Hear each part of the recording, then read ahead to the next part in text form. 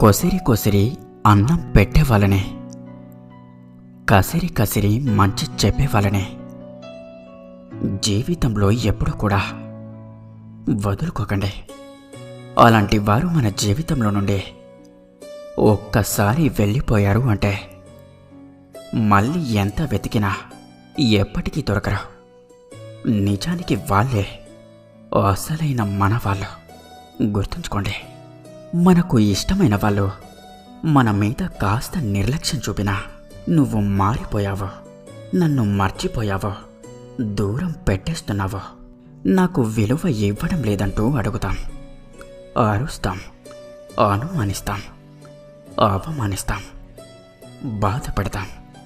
ఎందుకంటే కొండంత ప్రేమ గుండెల్లో ఉన్నప్పుడు చిగురంత ఎడబాటు కూడా మనసు సహించలేదు. కాబట్టి నిజమైన ప్రేమలో కోపాలు, తాపాలు, అలకలు, బుజ్జగింపులు అన్నీ ఉంటాయి. కానీ వాటి అన్నిటిలోనూ స్వచ్ఛమైన ప్రేమ దాగి ఉంటుంది కదంటారా? భార్య భర్తకు అద్దం లాంటిదే. భర్త నవ్వితే భార్య కూడా నవ్వుతుంది. భర్త ఏడిస్తే భార్య కూడా ఏడుస్తుంది. భార్యని తిట్టినా తిరిగి తిట్టలేదు, కొట్టినా తిరిగి కొట్టలేదు. భర్త కోపతాపాలకు భార్య హృదయం అనే అద్దం పగిలిపోతుంది. భార్యను బానిసలా చూడకండి, అమ్మలా ఆదరించండి. అర్థమైందనుకుంటా. మిమ్మల్ని ఎక్కువగా ప్రేమించేవారు తెలిపే 3 ముఖ్యమైన సంకేతాలు. మొదటిది, మీకు సంబంధించిన ప్రతి చిన్న విషయాన్ని కూడా వారు చాలా వ్యక్తిగతంగా మనసుకు తీసుకుంటారు. రెండవది, తమ జీవితంలో జరిగే ప్రతి చిన్న విషయాన్ని కూడా మీతో పంచుకోవడానికి ప్రయత్నిస్తూ ఉంటారు. ఇక మూడవది, మీపై ఎప్పుడూ అలుగుతో కోపగించుకుంటూ ఉంటారు. అర్థమైందనుకుంటా. మనం పడేసింది తింటుంది కాబట్టే కుక్కని చులకనగా చూస్తాం. అదే సింహం అంటే భయపడతాం. ఎందుకో తెలుసా?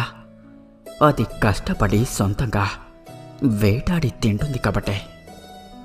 అందుకే తినేది రొట్టె ముక్కైనా కష్టపడి సంపాదించుకోండి. పరమాన్నం కోసం ఒకడి ముందు ఎప్పుడు కూడా చెయ్యి చాచకండి. వ్యక్తిత్వం దిగజారిపోతుంది. అర్థమైందనుకుంటా.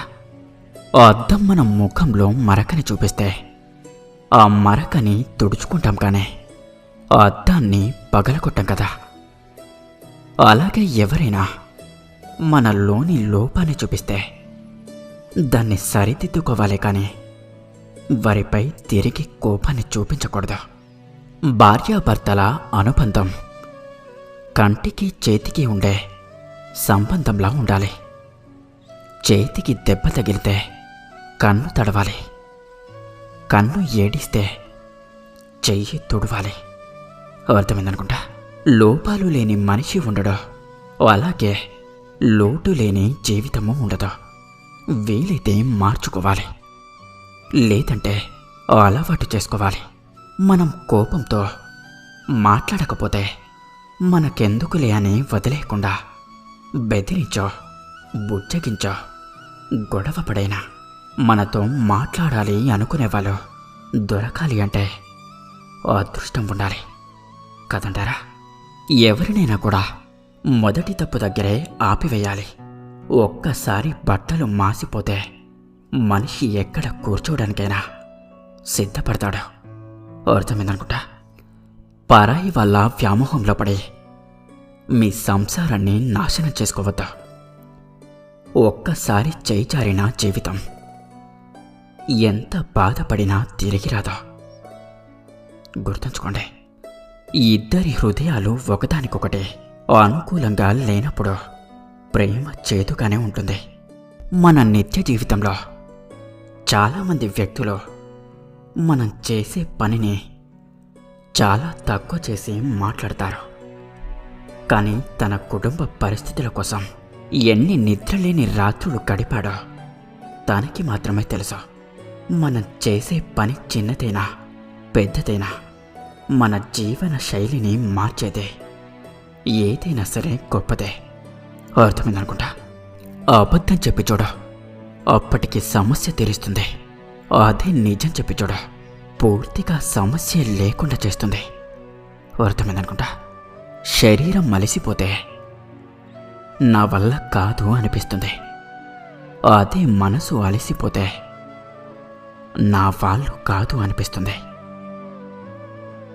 కదంటారా? కష్టపడి పని చేయడానికి ఎప్పుడూ కూడా సిగ్గుపడకూడదు. ఎందుకంటే మనం సమాధానం చెప్పుకోవాల్సిందే మనపై ఆధారపడిన వాళ్ళ ఆకలికి. అంతేకాని మనల్ని చూసి హేళన చేసేవారికి కాదు. అవునా? మనుషుల మధ్య రోజురోజుకి పరిచయాలు పెరుగుతున్నాయి, కానీ బంధాలే తగ్గిపోతున్నాయి. అర్థమైందనుకుంటా. కాలం ప్రతి ప్రశ్నకు సమాధానమిస్తుంది. కాకపోతే ఏ ప్రశ్నకు ఏ సమాధానం అనేది మనమే గుర్తించాలి. గుర్తుంచుకోండి, ఒక మధ్యతరగతి తండ్రి యొక్క జాగ్రత్తని పిరికితనంగాను, పొదుపుని పిసినారితనంగాను, అతడి భయాన్ని కోపంగాను భావించవద్దు. అలా ఉన్నందుకు అతన్ని ఎంత బాధపడుతున్నాడో అతడికి తెలుసా. చుట్టూ ఎంత నీరు ఉన్నా సముద్రంలో చుక్క నీరు కూడా తాగలేం. అలాగే మన చుట్టూ ఎన్ని బంధాలున్నా మనల్ని అర్థం చేసుకున్న వాళ్ళ దగ్గర మాత్రమే మన బాధని పంచుకోగలం. అవునా? నీ అవసరం ఉన్నవాడు నిన్ను మంచివాడు అంటాడు, అవసరం తీరినవాడు చెడ్డవాడు అంటాడు.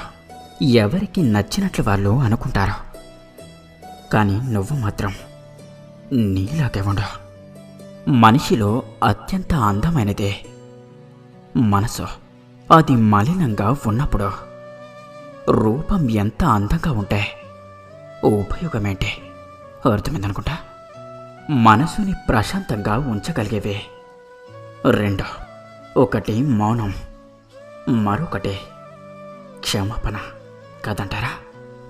మనిషి అన్నవాడు కష్టాలకు దూరంగా ఉండాలి అనుకుంటాడు, కానీ మంచి మనసు ఉన్నవాడు కష్టాల్లో ఉన్నవారికి తోడుగా ఉండాలి అనుకుంటాడు. అవునా? మనందరికీ నిజాలే కావాలి, కాకపోతే వాటిని స్వీకరించే మనుషులు మాత్రం ఈ ప్రపంచంలోనే లేరు. అవునా? మనిషి మారిపోయిన విషయాన్ని వేరెవరో చెప్పనవసరం లేదు. వాళ్ళ మాట తీరులోనే తెలిసిపోతుంది. కదంటారా? పేదరికంలో పుట్టినవారు ఎత్తుకు తగ్గ బరువు ఉండకపోవచ్చు, కానీ వయస్సుకు మించిన బాధ్యతలు మోస్తూ ఉంటాడు. జీవితం అంటే మనం నడిచే దారి వంటిది. మనతో నడిచేవారుంటారే తప్ప మన బదులుగా నడిచేవారుండరు. అర్థమైందనుకుంటా. బంధం మనిషికి భరోసాగా ఉండాలి తప్ప అవసరానికి వాడుకునేదిగా ఉండకూడదు. గుర్తుంచుకోండి, ఉన్నప్పుడు విలువ తెలుసుకోలేకపోతే వెళ్ళిపోయాక వెతుక్కోవాల్సి వస్తుంది. అది మనిషినైనా వస్తువునైనా. గుర్తుంచుకోండి, కూర్చొని మాట్లాడుకుంటే తీరిపోయే సమస్యలను మౌనంగా ఉంటా. వాటిని పెద్దవి చేసుకోకండి. వాటిని పెంచి పోషించుకునే బాధపడకండి. కన్నీళ్లు మనవే అయినా వాటిని మనకు పరిచయం చేసేది మాత్రం మన అనుకున్న వాళ్ళే. కదంటారా? నాటిన మొక్క అలాగే పెంచుకున్న బంధం రెండు ఒకటే. ఒకటి పెరిగి పెద్దదై నీడనిస్తుంది, మరొకటి ఏ సందర్భంలోనైనా వెంట ఉండి ధైర్యాన్నిస్తుంది. గుర్తుంచుకోండి, వయసు పెరిగే కొద్దీ చూపు మందగిస్తుందేమో, కానీ మనుషుల యొక్క మనస్తత్వాలు మాత్రం స్పష్టంగా కనబడతాయి. కదంటారా? ఎదుటి వారితో పోటీపడే తత్వం ఉండాలి, కానీ వారిని నాశనం చెయ్యాలనుకునే మనస్తత్వం మాత్రం ఎప్పుడూ ఉండకూడదు. అది ఎదుటి వారి కంటే మనకే ఎక్కువ ప్రమాదం. గుర్తుంచుకోండి, మన కోసం ఎదురు చూసేవాళ్ళు ఉండడం మన బలం. మనల్ని ఎదురు చూసేలా చేసేవాళ్ళు ఉండడం మన బలహీనత. కదంటారా? ఆ అద్దం బలహీనమైనదే కావచ్చు, కానీ నిజాన్ని చూపెట్టడానికి అది ఎప్పుడూ భయపడదు. అర్థమైందనుకుంటా. వినే ఓపిక లేనివాడు ఎప్పటికీ అజ్ఞానిగానే ఉండిపోతాడు. చెప్పే ధైర్యం లేనివాడు ఎప్పటికీ పెరిగివాడిగానే ఉండిపోతాడు. గుర్తుంచుకోండి. కాబట్టి ధైర్యంగా ఉండండి. ఇక అందరూ నాతో పాటు ప్రేమతో దాని